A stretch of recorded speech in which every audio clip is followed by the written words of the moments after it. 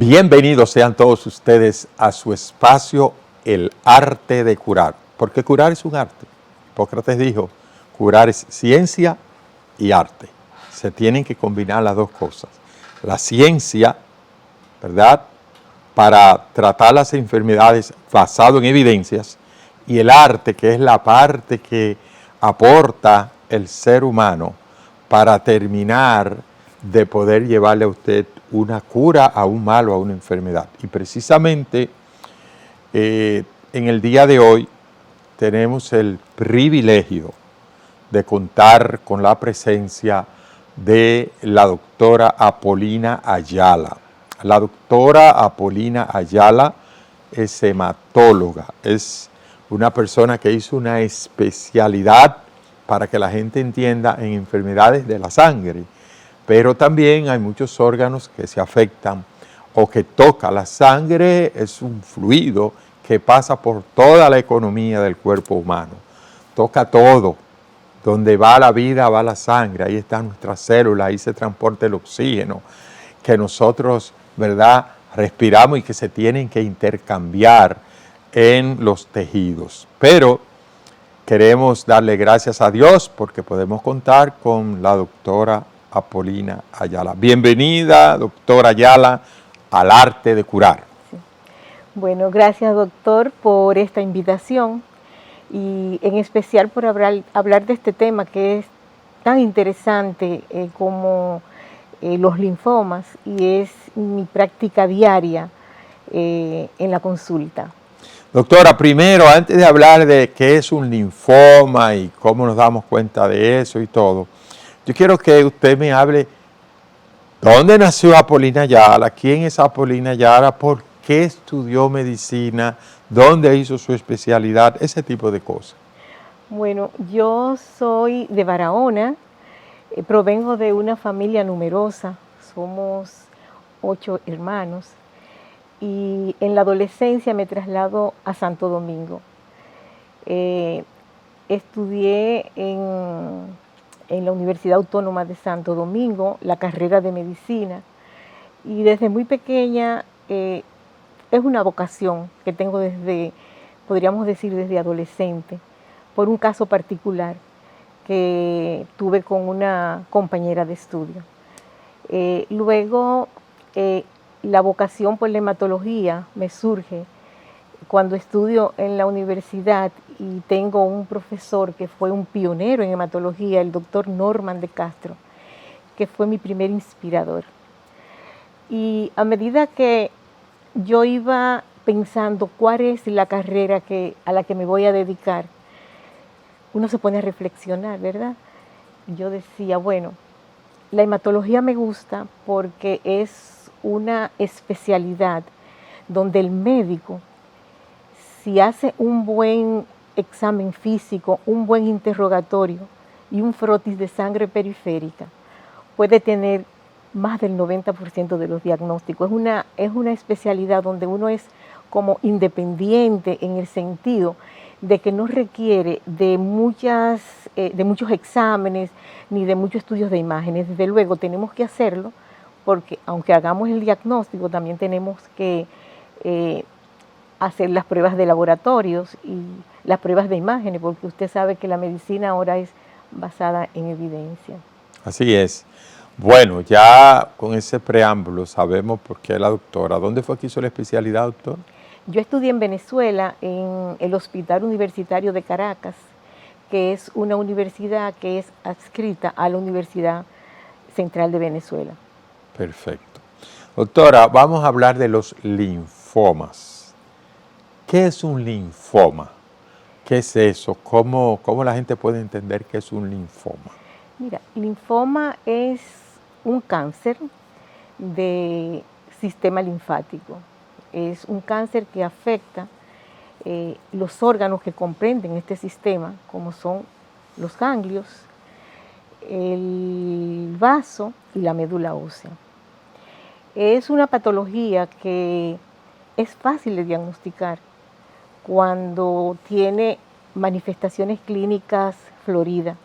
Generalmente se inicia con una adenopatía, lo que nosotros llamamos ganglio, un ganglio aumentado de tamaño, que muchas veces se encuentra a nivel del cuello, puede ser a nivel de la región axilar o la región inguinal.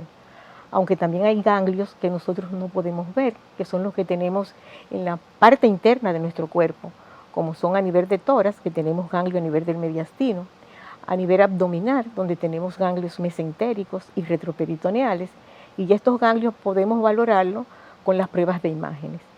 Generalmente esa es una de las principales manifestaciones, aunque hay otras también. Tenemos que un paciente que se siente cansado o decaído puede ser también manifestación clínica de un linfoma. Un paciente que tiene pérdida de peso sin causa aparente, si tiene fiebre, sin infección, paciente con sudoración, sobre todo por las noches, que son las llamadas sudoraciones nocturnas. Esas son unas de las manifestaciones más importantes. Doctora, ¿qué es el sistema linfático? ¿Cuál es su papel en el ser humano? Porque ya estamos hablando de una enfermedad, pero me gustaría, antes de continuar hablando de las características del linfoma, ¿cuál es el papel del sistema, porque es un sistema linfático en el ser humano? Sí, el sistema linfático está comprendido por los ganglios linfáticos, que son glándulas de defensa del organismo. Cuando hay una infección, se inflaman para defendernos de ese proceso y luego pues vuelven otra vez a la normalidad, a como estaban anteriormente. Aparte de los ganglios linfáticos, también está comprendido por el vaso, que es uno de los órganos muy importantes hematopoyéticos que nosotros pues también tomamos muy en cuenta, y la médula ósea. Entonces, esto comprende el sistema linfático. El sistema linfático es parte también del sistema inmunológico. Y por eso es que cuando hay una alteración del sistema inmunológico, pues el organismo no puede como frenar las células malignas. Y ahí es cuando se desarrollan estas enfermedades. Por eso usted ve que los pacientes que tienen inmunodeficiencias congénitas, pacientes con enfermedades inmunológicas como es el lupus, como es la artritis reumatoidea, son más propensos a sufrir de esta enfermedad, porque el sistema inmunológico pues es el equilibrio, ¿verdad? En mantener el organismo como defendiéndose de los procesos infecciosos adversos. De hecho, los linfocitos, T, Sí. que por ejemplo juegan un papel muy importante.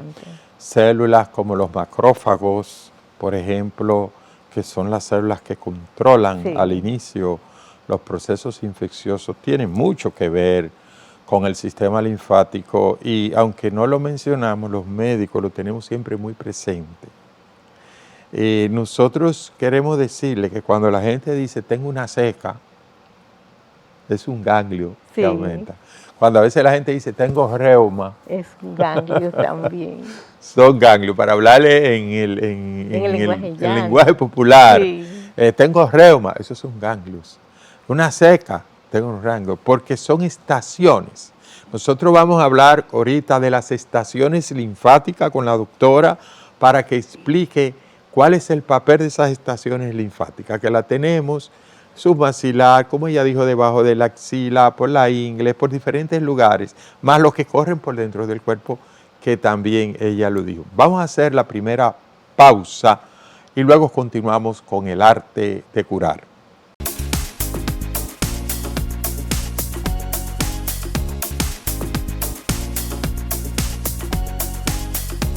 Continuamos con su espacio, el arte de curar, y estamos hablando con la doctora Polina Ayala, hematóloga. Doctora, ¿dónde usted presta sus servicios? ¿Cuál es el teléfono? ¿Cómo la gente puede comunicarse con usted? Sí, bueno, yo tengo muchos años en el Centro Médico UCE.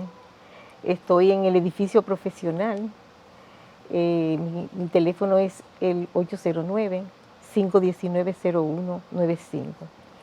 También estoy dando servicio en el Centro de Medicina Avanzada de Abraham Lincoln, O sea que estoy dedicada ya a la medicina privada, porque anteriormente pues tenía una participación activa a nivel de los centros públicos.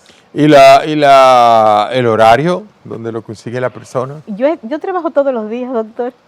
En la UCE yo estoy todos los días, de lunes a viernes, lunes, miércoles y viernes en la mañana, y martes y jueves en la tarde.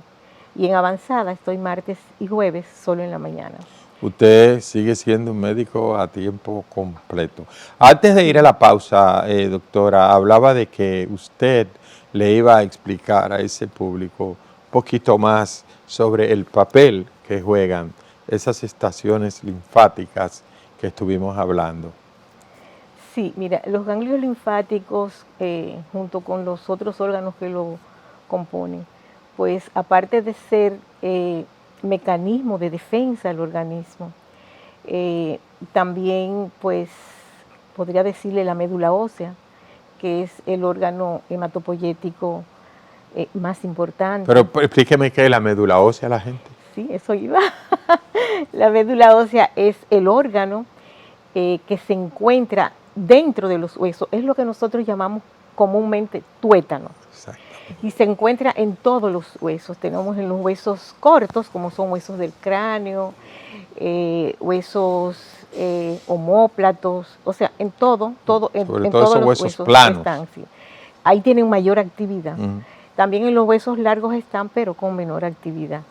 La médula ósea es un órgano novedoso, podríamos decir, porque es el que rige todos los elementos que se producen en la sangre. Es la que produce los glóbulos rojos, es la que produce los glóbulos blancos, los glóbulos blancos son las defensas de nuestro organismo, juegan un papel importante en la defensa del organismo. Y también producen las plaquetas. Las plaquetas son unos corpúsculos pequeños, o sea, son las células más pequeñas que intervienen en la primera fase de coagulación. Cuando las plaquetas están muy altas, pues puede provocar trombosis. Cuando están muy bajas, pues puede provocar sangrado. O sea, que tiene que haber un equilibrio. Y los glóbulos rojos, pues ya todo el mundo conocemos que es el que tiene que ver con el transporte del oxígeno a nuestro organismo. Perfecto. Entonces, una vez tenemos esta base fisiológica del conocimiento, vamos a continuar entonces hablando de linfoma. Quiero que sepa que con la doctora Apolina Ayala la vamos a comprometer a hacer varios programas, porque un hematólogo pues la persona que puede hablar con más autoridad sobre todo estos tipos de cáncer que tienen que ver mucho con el sistema linfático, con la médula ósea, y no solamente el linfoma. También otras enfermedades de la sangre, como conocemos aquí, hemofilia, por ejemplo, que aunque no es muy común, pero que cuando no se diagnostica a tiempo, eso trae muchos problemas, ¿verdad? Las mismas anemia drepanocítica, que es la anemia de células falciformes. Podemos hacer un programa también con la doctora y con los tipos de linfoma, y lo que hay el linfoma de Burkitt. Hay muchísimos tipos de cosas que nosotros podemos hablar con usted. Os decía ahorita usted que síntomas, aunque esos síntomas son parecidos a muchas otras enfermedades, cuando usted dice que se cansa, que es la sudoración, que a veces digo, bueno, pero la sudoración nocturna se ve en enfermedades hasta como la tuberculosis. Sí, es cierto. El cansancio, lo primero, una persona que tenga anemia se va a cansar, que es lo más común. Recuerdo que en los niños una anemia ferropénica o ferropriva, evidentemente una disminución de glóbulos rojos cansa al niño por cualquier cosa. Pero continuamos, doctora. Yo no quiero que nos desenfoquemos del linfoma, que es el tema. ¿Cómo aparece eso? O sea, ¿qué gente aparece el linfoma? ¿Eso es al azar? ¿Hay algún patrón genético? ¿Hay alguna, tiene que ver la historia familiar? ¿Tiene que ver alguna alimentación, el clima, qué sé yo, donde usted haya nacido? Sí, mira, hay factores predisponentes que ya eso está claro y está confirmado, ¿verdad? La causa viral. Los pacientes o las personas que han sido expuestas, ¿verdad?, a virus como es el virus de Epstein-Barr y el virus de VIH, pues tienen una mayor probabilidad de hacer linfoma, y tipos como específicos de linfoma, como es el linfoma de Burkitt y el linfoma de células grandes, que se ven, están muy asociadas a Epstein-Barr y al virus del SIDA, de VIH. Hay otros virus también, como es el HTLV1, que es un virus linfotrópico a células T y causa linfoma a células T, como su nombre lo dice, y leucemia. También la hepatitis C. O sea que la etiología viral ya está muy bien documentada. También tenemos los pacientes que tienen inmunodeficiencia congénita, tienen una mayor probabilidad. Los pacientes que están expuestos a radioterapia, los pacientes expuestos a radioterapia y a quimioterapia también hay más probabilidades. Hablan del sexo, pero hay un ligero aumento en relación al sexo femenino. El sexo masculino es más frecuente el linfoma que en el sexo femenino. La edad también es un factor que predispone. A medida que vamos aumentando en edad, es más frecuente el linfoma. O sea que hay también factores... ¿En qué edad es que más se presenta? ¿Cuál es la franja donde más aparecen los linfomas? Sí, por edad por encima de los 60, pero doctor, tenemos linfoma a todas las edades. Hay linfomas en niños, hay linfomas en adolescentes, pero a medida que se aumenta en edad hay más probabilidades. También hay algunos químicos, como son los pesticidas e insecticidas, la exposición a esta sustancia pues predispone más a que podamos tener linfoma. En cuanto a la parte genética, como usted dice, no es algo que esté bien documentado ni que sea como predominante, pero sí se ha demostrado que si usted tiene un familiar directo con linfoma, tiene más probabilidad de padecer la enfermedad que la población general. Doctora, hablaba de de Epstein-Barr, que produce el virus de la mononucleosis infecciosa. Y antes hablaba que la mononucleosis infecciosa estaba relacionada con la enfermedad del beso. Entonces, como por un beso, una mononucleosis, un linfoma, explíqueme bien eso. Sí, incluso cuando nosotros estamos haciendo los estudios, ¿verdad?, para diagnosticar un linfoma, dentro de las analíticas que pedimos la prueba de VIH, las hepatitis. Claro. Las pedimos las dos, pero sabemos que la hepatitis es la que está más relacionada, y también pedimos el Epstein-Barr, porque es que hay una relación. Usted mencionó el linfoma de Burkitt, que es muy frecuente en una región del África y se ve más en niños, usted como pediatra lo sabe, claro, que es un linfoma muy agresivo y que afecta especialmente los huesos de la cara, la mandíbula, que hay que diagnosticar de forma rápida, tratar de forma rápida también, y estos pacientes pues responden bien, incluso muchos pacientes pueden ser curados. ¿El virus de la rubeola ha estado en algún momento asociado? No. Sin embargo, puede presentar el cuello como, sí, como un toro. Así, porque hay un estímulo del sistema inmunológico, sí, entonces los ganglios aumentan de tamaño y es por eso, es por la exposición. Hace apenas 3 años y medio con una adolescente, lamentablemente, sospechaba que tenía un linfoma aquí en el cuello. Lamentablemente sí, era un linfoma. Uno no quiere que eso pase, y menos en un adolescente. En un adolescente. Pero sí. Pero fíjese, doctor, le voy a dar una buena noticia. Ajá. Anteriormente, cuando un paciente tenía diagnóstico, le voy a hablar de los cánceres de sangre, ¿verdad? Un diagnóstico de linfoma o de leucemia o de mieloma, que son las patologías que nosotros tratamos. Eso era como una condena a muerte. Sí. Pero ya las cosas han cambiado muchísimo. Ya el linfoma puede ser curado. Sí, nosotros lo mandamos inmediatamente a Robert Reed, después lo vi pero mire, eso impactó en la familia, que yo tuve que mandar a la mamá hasta psicólogo, porque por lo más que yo le traté de explicar, eso como que le impactó. No. Yo le dije, mira, yo estoy sospechando esto, pero vete huyendo por todo lo que vi, ¿verdad? Y esa señora dijo, no, pero espérate, tampoco no es lo mismo que en los años 80, No, que hasta en los jamás. años 90. Claro. No, doctora, y con todos estos programas que la verdad es que hay que reconocer que los gobiernos, últimos gobiernos, no uno en específico, en los últimos 20 años, 16 años, se ha ido invirtiendo en la enfermedad de alto costo para que estos pacientes que usted y yo sabemos que en los años 80 todavía y 90 era casi una condena a muerte, por dos razones.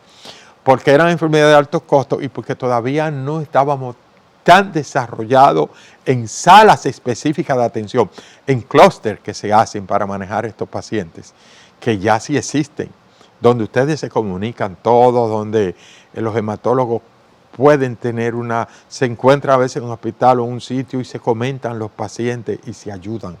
Y que hay programas internacionales también que a veces los reciben y lo ayudan. Pero sí quiero que usted me hable del pronóstico en el día de hoy de un paciente que se le diagnostica linfoma. Mira, todo va a depender de cuál sea la extensión de la enfermedad. Los pacientes con estadio temprano, estadio 1, 2, incluso los 3A, pueden ser pacientes totalmente curables. Hay medicamentos novedosos, aparte de los medicamentos que tenemos y que usamos, que seguimos usando, como es la quimioterapia. La quimioterapia ahora la combinamos con anticuerpos monoclonales y tenemos resultados excepcionales con curación en pacientes que no tienen una enfermedad avanzada. También tenemos la radioterapia, a veces asociamos quimioterapia con radioterapia. La voy a interrumpir porque quisiera como que en este bloque que viene de todo junto, todas las opciones, ¿verdad? Usted comenzó, pero tenemos que hacer una pausa obligada. Vamos a hacer una pausa y ya cuando regresemos vamos a hablar de todo el pronóstico y todas las opciones que hay en el tratamiento del linfoma. Volvemos.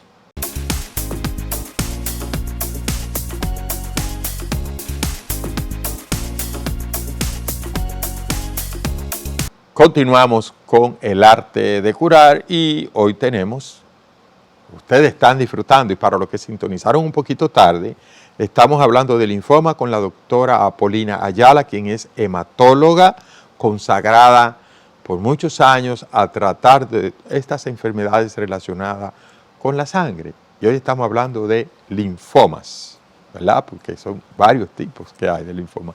Doctora, usted hablaba, yo le preguntaba antes de la pausa, ¿cuáles ahora son las opciones de tratamiento? Del menor a mayor complejidad, ¿con qué contamos? ¿Qué contamos ahora que no lo teníamos hace 30 años atrás? Sí.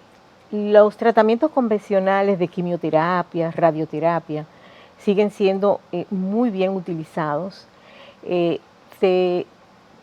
Ahora se han incorporado los anticuerpos monoclonales, que lo tenemos a mano, y un paciente pues tiene acceso a él, que eso es importante. No solo es saber que existen, pero sí que lo tenemos disponible aquí en el país. Y como usted bien dijo anteriormente, en los últimos años los pacientes con este tipo de enfermedad han podido beneficiarse porque hay un programa de alto costo que tú diagnosticas al paciente, le hace un resumen clínico, un esquema de tratamiento y esos pacientes consiguen los medicamentos.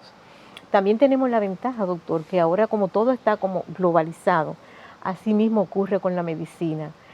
Nosotros tenemos disponibles todos los esquemas de las guías internacionales para poder tratar a los pacientes. Y dependiendo, ¿verdad?, de la edad, dependiendo de el grado de afectación que tenga el estadio clínico, pues nosotros acomodamos esas guías para dar un tratamiento que sea más específico. Pero los tratamientos convencionales se siguen utilizando con muy buenos resultados asociados a anticuerpos monoclonales. También tenemos la radioterapia, que en casos de linfomas que son localizados, que son estadio 1, podríamos decir, pues se le da radioterapia. Y a veces combinamos radioterapia con quimioterapia para estadios más avanzados. Perdón que le interrumpa. O sea, quiero, como habló de estadios, y ahorita antes de la pausa habló de que muchos tienen cura. Sí, Explíqueme los la estadios. importancia de diagnosticar a tiempo, de cuando uno encuentre, que uno encuentra que debe ser una señal, el paciente, una señal para ir al médico. Mira, en el linfoma, una de las manifestaciones iniciales son las adenopatías, son los ganglios. Pero a veces, ¿qué pasa? Ese ganglio que puede aparecer, pero más frecuentemente en el cuello, es un ganglio que fluctúa de tamaño y a veces el paciente no le da importancia, porque es un ganglio que hoy aparece, después reduce un poquito el tamaño, luego, y el paciente piensa, bueno, este es una reuma que yo tengo aquí, que no tiene ninguna importancia, y cuando viene a ver es un ganglio. Entonces es importante que todo paciente que tenga una reuma, pues vaya a chequearse al médico, porque mientras más temprano hacemos el diagnóstico, más posibilidades de curación tiene el paciente. Y en esa etapa que hacen, ¿lo biopsian? ¿Cuál es el ganglio que se biopsia? Sí, el diagnóstico que se hace, aunque usted tenga su diagnóstico clínico, es histopatología. El patólogo es el que te va a dar el diagnóstico final, porque uno como médico clínico no puede diferenciar que un ganglio sea debido a un linfoma de Hodgkin o un linfoma no Hodgkin. El linfoma de Hodgkin usted sabe que tiene la característica de que hay una célula que para hacer linfoma de Hodgkin tiene que estar esa célula, que es la célula de Rie-Steenberg. Es una célula grande con un núcleo y un nucleolo prominente. Siempre se le compara con los ojos de un búho. ¿Sabe? Esa es la célula característica del linfoma de Hodgkin. Si esa célula está, pues ya. Si no está, entonces ya hay otras series de morfología a tomar en cuenta para clasificarlo dentro del linfoma de no Hodgkin. Que de hecho, por lo que veo, se mantiene eso todavía. ¿Es Hodgkin o es no Hodgkin? Sí, eso se mantiene. Sí, se mantiene. A través de los años se ha mantenido, esa clasificación. Sí, se ha mantenido. Lo que pasa es que el linfoma, hay muchos linfomas, pero están clasificados dentro de esos dos grandes grupos.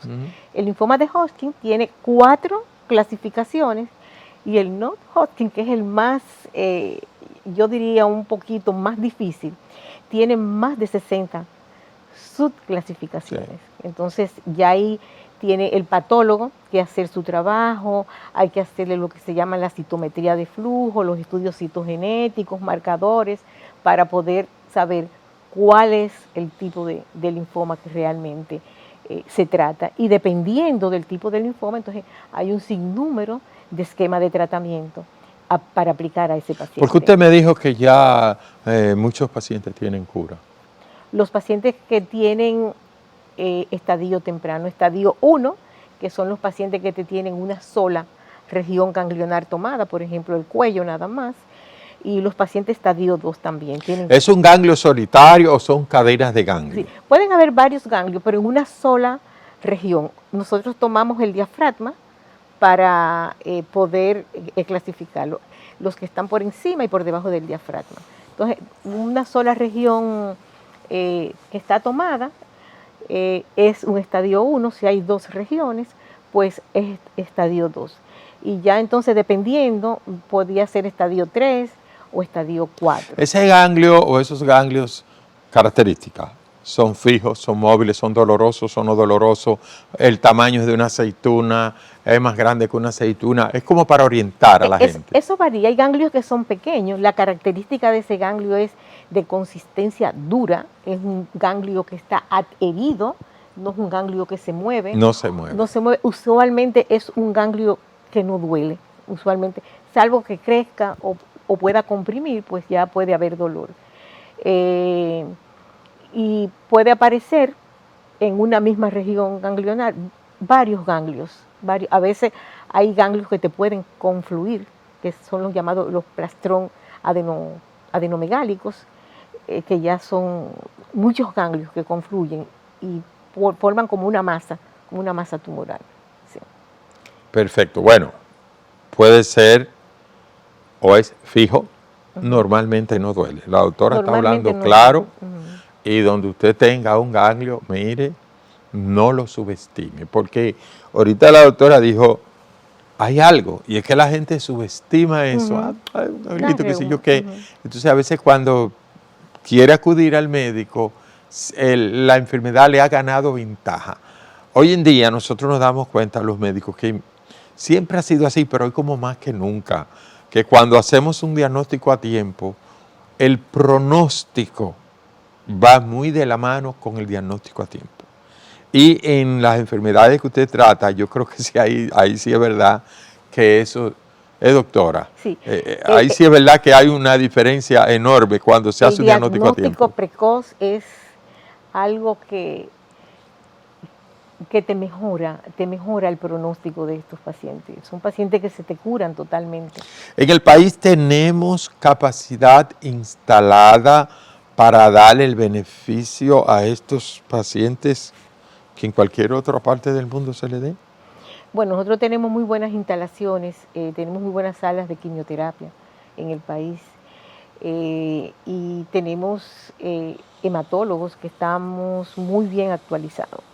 De manera sistemática estamos haciendo congresos, viajando para intercambiar ideas con otros colegas de la región y incluso nos estamos organizando ya, porque antes no teníamos estadística y estamos iniciando con las estadísticas, con los protocolos de tratamientos también para unificar todos los criterios, porque no es lo mismo a veces dependiendo de la región, de la característica de cada individuo, de cada nación, las cosas son diferentes. No es lo mismo tú tratar un paciente asiático que tratar un paciente latino, porque a veces las cosas no salen. Entonces, por eso hay guías.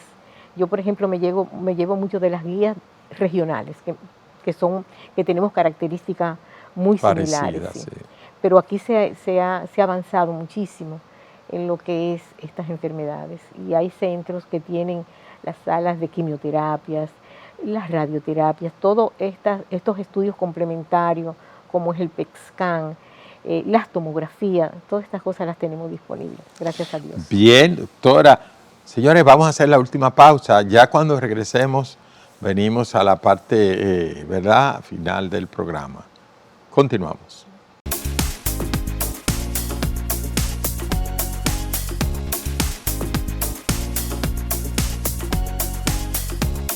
Continuamos con el arte de curar. Y la verdad que hablar con la doctora Paulina Ayala, uno se sumerge en ese mundo de la hematología, de la ciencia, una profesional totalmente consagrada, muchos años de ejercicio, varias décadas trabajando. Entonces, cuando tú encuentras la teoría con la práctica, la ciencia ya hecha una realidad, pues fluye el conocimiento. Así que yo la felicito, doctora, porque todo nació con una amiga de la escuela que tuvo un proceso y de ahí se genera la decisión y la pasión. Una mujer de metas que tenemos aquí ha logrado su meta, sale del país y viene a servirle a nuestro territorio en este aspecto. Doctora, luego de felicitarla de corazón, mujer es otra condición, rompiendo barreras en tiempos más difíciles que ahora, tener que bregar con todas esas limitaciones y sobreponerse. Mis felicitaciones. Doctora, ¿cuál es el tipo de paciente? Una pregunta que quizá no está en los libros, pero ¿cuál es el paciente que se la pone difícil a usted? No se preocupe, doctor. Yo tengo muchos pacientes que se salen de los libros. ¿Cuál es el paciente que se la pone difícil? ¿Y cuál es el paciente que usted dice, con este sí realmente creo que vamos a tener éxito?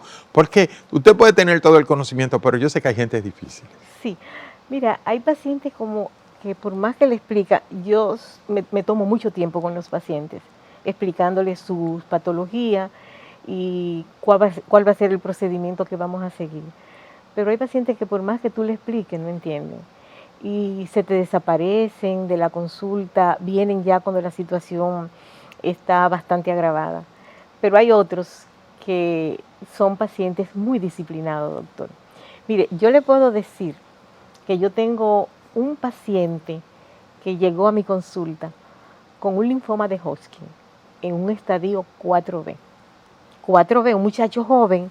Él tenía adenopatías pequeñas, pero él tenía una gran adenopatía, o sea, una confluencia de ganglios a nivel abdominal. Y él se sentía esa masa ahí, pero él no le daba importancia. Cuando él llegó a un estadio 4B, pero es un paciente con mucha disciplina y una madre extraordinaria. Mira, no, eso era que no le perdía, como decimos nosotros, ni pie ni pisar. El joven le comenzamos tratamiento, él evolucionó muy bien, pero esta masa, la masa que tenía a nivel abdominal, no desaparecía. Cuando yo agoto mi esquema de tratamiento, le digo, mira, ya tú vas para un trasplante de médula. Hay que hacerle un trasplante autólogo de médula ósea, pero para poder hacerte esto, yo tengo que poder erradicar lo más que se pueda la enfermedad. Yo tengo que ponerte en un régimen de quimioterapia que se llama de salvataje. Oiga el nombre, doctor. Sí. Yo lo ingresé una semana y eso era quimioterapia diario por 7 días. Luego hacemos los contactos. Ellos no quisieron hacer el trasplante, se fueron fuera a hacer el trasplante a Estados Unidos. Y ahí está, esa es una de las grandes satisfacciones de mi vida. Ahí está él. Wow. Ya tiene 6 años. Wow. Se va a casar. My God. Y son de las cosas que me siento como muy... Pero vamos a darle gracias a Dios también, sí, porque yo creo que ahí tuvo el poder divino. El poder divino, sí, el poder divino. Porque sobre todo 4B. 4B, doctor. Uno que conoce un poquito de esto, eso antes se mandaba para la casa. Él tenía sudoración nocturna, él había perdido peso. 30, 40 años atrás tú le decías. Ay, no, yo dije, no, vamos, pues este es un muchacho joven, y encima de joven era hasta buen mozo, bonito y agradable, ¿usted ve? Yo decía, no, tenemos que, digo, yo lo hago con todos los pacientes, claro, no importa. Claro, pero yo entiendo. Pero hay pacientes como que se allegan más hacia uno, y sobre todo cuando uno ve el interés que tiene por mejorar. Tengo el caso de otra paciente que es con poblana suya de San Pedro. Ese es un mieloma múltiple. Yeah. Es una paciente que yo recién llegada de mi especialidad, ella llega en silla de ruedas. Yo le estudio y es un mieloma múltiple. Le comenzamos el tratamiento, ella evolucionó muy bien. Y luego hace más o menos 6 años que me hace una recaída. La traté. Y ahora mismo ella está en actividad de enfermedad, pero le digo, ¿cuántos años tiene esa paciente con mieloma, doctor? 22 años. Es la paciente con mieloma múltiple más longeva del país. ¡Wow! 22 años. Entonces, ahora la vamos a someter a un tipo de tratamiento que es con bioespecífico, que es un tratamiento que actúa a 2 niveles. Actúa con los linfocitos T y con las células tumorales. Los linfocitos T van a atacar a estas células tumorales. Es un medicamento nuevo que tenemos aquí en el país, aunque ya en los países desarrollados se ha utilizado de hace varios años, y la vamos ahora a someter a ese tipo de tratamiento. Son de las satisfacciones que tengo con pacientes. Doctora, un mensaje final para la audiencia suyo. ¿Qué cosa le gustaría a usted que este público en general que la está viendo, cómo se lleve, verdad? Sí. Mira, es importante que cuando un paciente tenga anemia, porque a veces la gente dice, no, tengo anemia porque no me estoy alimentando bien. Las anemias pueden ser por déficit en la alimentación, sí, puede ser. Pero también puede ser secundario a enfermedades malignas. Entonces, también un paciente que tiene alguna reuma, algún ganglio en cualquier parte del cuerpo, que acudan temprano, porque mientras más temprano, más son las posibilidades de que puedan curarse, de que pueda esa enfermedad remitir totalmente y hacer una vida normal. Uno tiene mecanismos compensadores por encima del riñón. Hay unas glándulas que se llaman suprarrenales, sí, que producen la eritropoyetina, que estimula la médula ósea. Pero cuando usted tiene anemia, parece que todo eso ha fallado. Entonces póngale atención. Lo que la doctora le está diciendo es, no todas las anemias van a terminar en un cáncer, no, jamás. Pero es un signo importante, un Sí. extendido en sangre periférica, como ella decía. Óigame, algo tan sencillo, Tan un sencillo. frótibo, un extendido, te puede hablar de Tan sencillo. darte una alarma. Es tan sencillo y nos da tanta información. Mira, a veces, ¿qué pasa? Que el paciente tiene anemia y lo primero que va a la farmacia y compra hierro y comienza a tomarlo. Señores, hay anemia que cursan con hierro aumentado en el organismo. Entonces, si tú tomas hierro en ese tipo de anemia, vas a crear un problema Hacen una mayor. hemosiderosis Sí. y comienza ese hierro a acumulársele por todos los lados y a Acumularse. producírsele más problemas, que Más luego hablaríamos problemas. de eso, doctora. Sí. Gracias. En Bueno. nombre del arte de curar, en nombre del Centro Médico UCE, porque usted es parte del Centro Médico Bueno, UCE yo soy parte de ese centro. y está allá todos los días, Y como yo amo dijo. ese centro porque cuando yo llegué de hacer mi especialidad, ahí tuve la oportunidad de desarrollar mi consulta privada. También tuve la oportunidad de ser profesora en la Universidad Central del Este. O sea que yo pues formo parte de esa gran familia de la UCE. Gracias, doctora. Gracias a ustedes. Muchísimas gracias por su atención. Nos vemos en un programa similar. Hasta entonces.